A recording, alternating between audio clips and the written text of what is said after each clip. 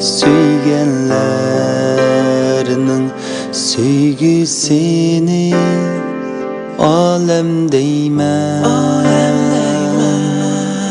Söygü berip söygü algan yaxşılarni odam deyman. Yaxşılıkka yaxşılık yar, yamanlıktan jahan bizar. Yaxşılarning qalbi quyosh, quyoshliq al mangu bahar. Yaxşılıktan kulsun yürek, kulsun giyah, kulsun çiçek. Yaxşılıkka tulsun dünya, kulsun güzel arzu dilek.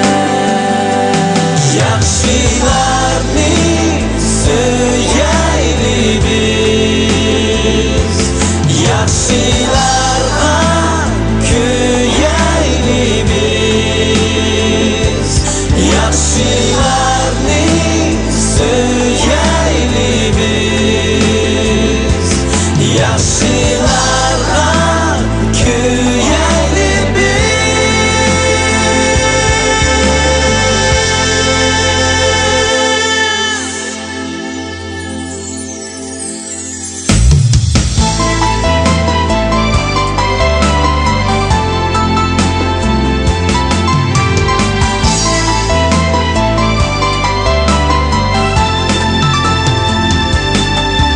Bu alemni suygenlerinin söygüsini alem deymen.